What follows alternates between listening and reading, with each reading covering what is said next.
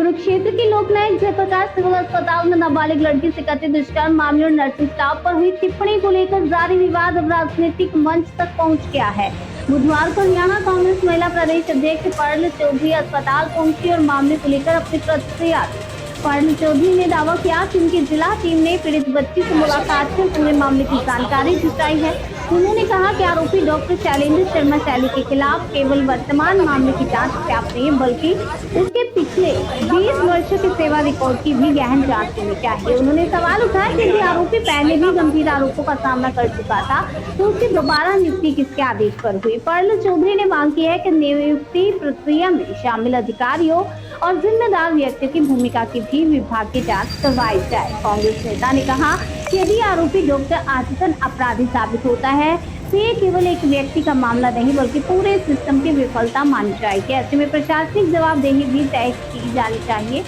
उन्होंने राज्य महिला आयोग के पूर्व अध्यक्ष रेणु भाटिया इस्तीफे पर प्रतिक्रिया देते हुए कहा कि इस्तीफा स्वागत योग्य कदम है, लेकिन इससे पूरा मामला समाप्त नहीं हो जाता।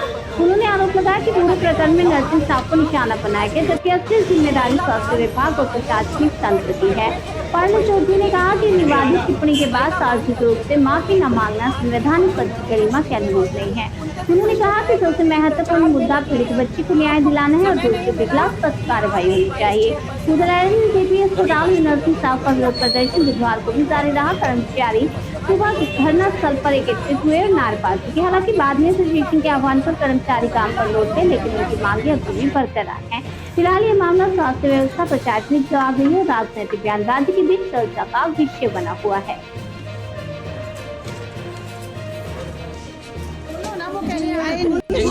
घटना हुई है इसमें पूरे प्रदेश में वो पूरे डिपार्टमेंट ने उसको शर्मसार किया है और यहाँ पे आज हम पहुँचे हैं। कल रेणु भाटिया जी मेरे साथ डिबेट में थी। मेरा उनसे सीधे दो सवाल थे जिसपे वो डिबेट छोड़कर चली गई।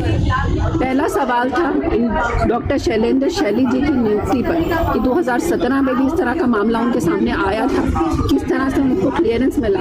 उन पे और भी केसेस थे, फाइनेंसेस के, एम्बेजलमेंट के भी केसेस थे, किस तरह से उनको क्लियरेंस मिला और क्यों दोबारा उनके रिटायरमेंट के बाद बच्ची की बात क्या, बच्ची का क्या कसूर है इसमें? बच्ची का पॉलिटिक्स कहीं ना कहीं दिखाई दे रही है। बच्ची का उस दिन का ना विपक्ष आया ना पक्ष आया, बच्ची का बताइए, डॉक्टर ने लड़ाई लड़ी है। जी आप बताइए, बिल्कुल आप सही बोल रहे हैं। जब तक इस तरह के भेड़ियों को संरक्षण मिलता रहेगा, आप मैं यही बात कर रही हूँ कि 2017 के केस के बारे में इससे पहले आपने कहीं किसी मीडिया में चर्चा नहीं सुनी होगी। हम जब तक फैक्ट्स की तह पे गए हैं, हमने 2012 का जी वही मैंने कहा कि पहले भी मामले, जब मैंने कल उनसे पूछा उसी के बाद ये मामला निकल के आया है, जब हम इसकी तह पे गए हैं। जब उन्हें लगा कि कांग्रेस पार्टी जड़ तक जा रही है तो वहाँ पे ये पहुँच गई किनको बचाने के लिए। और देखिए भारतीय जनता पार्टी की हमेशा टैक्टिस रही है कि मेन मुद्दे से भटकाने की। गरीब है, उसका माता भी नहीं है, उसके बारे में क्या? जी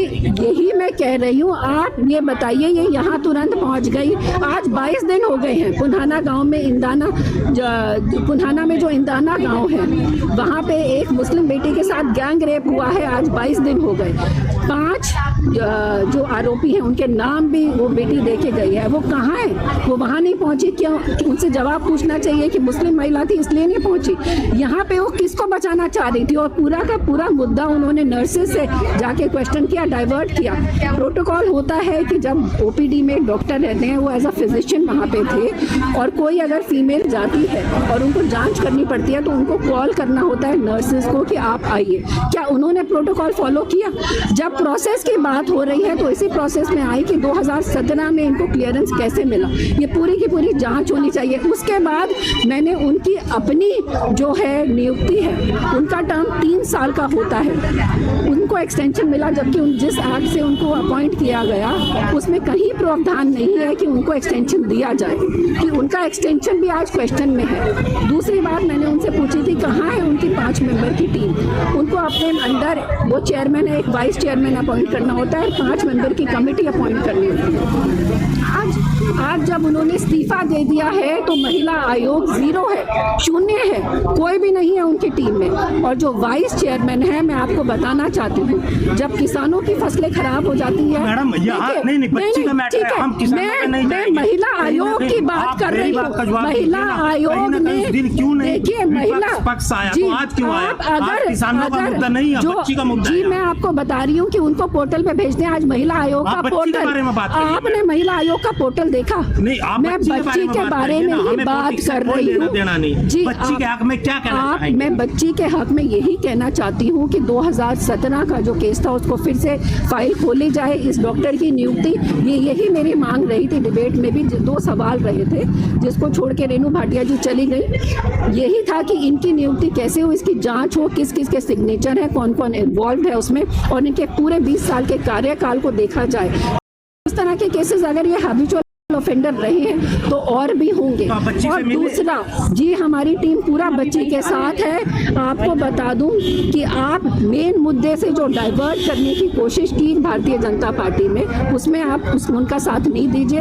इस मामले को पूरी की पूरी तरह नर्सेज पे डाइवर्ट कर दिया गया, एक सिंपैथी बनाने की कोशिश की। जी बच्ची से मिले हैं, हमारी पूरी टीम जो कांग्रेस पार्टी की कुरुक्षेत्र की टीम है वो उनके टच में थी। इतनी लेट क्यों आए? मैं जी अगर ये सवाल जवाब मैं तभी पूछ रही हूँ, आपने छोड़ी है कोई जगह? कभी मैं नू जा रही हूँ, वो पहुंची नू, आप बताइए यहाँ किसका संरक्षण कर रही थी? कभी करनाल में इंसिडेंट हो गया, आपने पूरे हरियाणा में जो कोई जगह छोड़ी है जो सेफ हो? हम इधर उधर भाग रहे हैं मुद्दे उठाने के लिए।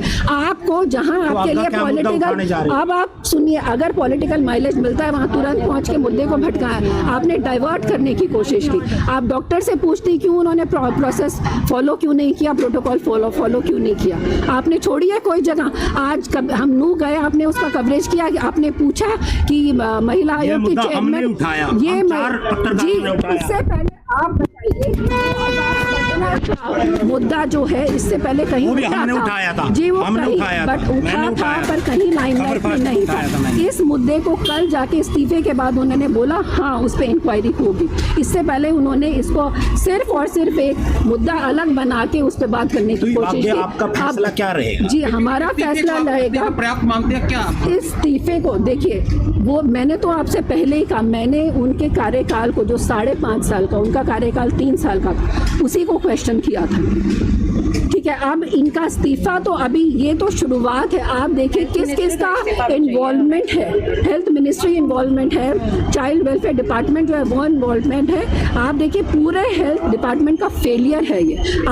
आपने उनका स्टेटमेंट सुना कि मुझे पता चला कि डॉक्टर की सांठगांठ थी नर्सिस के साथ। आप किस तरह का स्टेटमेंट दे रहे हैं एक हॉस्पिटल के अंदर? उसके बाद आप बोल रहे हैं कि आपकी बेटी छोड़ूं क्या किसी डॉक्टर के साथ? डॉक्टर को हम भगवान का दर्जा देते हैं, तो क्या हम किसी अपनी बच्ची को उसके साथ 15 मिनट नहीं छोड़ सकते? आप देखिए, वही मैं बोल रही हूँ कि ये पूरा का पूरा किस तरह के। उसके बाद अगर माफी मांगने के उनके स्टेटमेंट को तो देखूं, तो अगर नर्सेज को माफी मांगनी चाहिए जब उनके साथ वही ट्रीटमेंट होगा जो बच्ची के साथ हुआ, तो कहीं ना कहीं जो अहंकार है, पद का अहंकार, सत्ता में रहने का अहंकार, उसके बाद ये अहंकार की जवाबदेही तो तय नहीं होगी।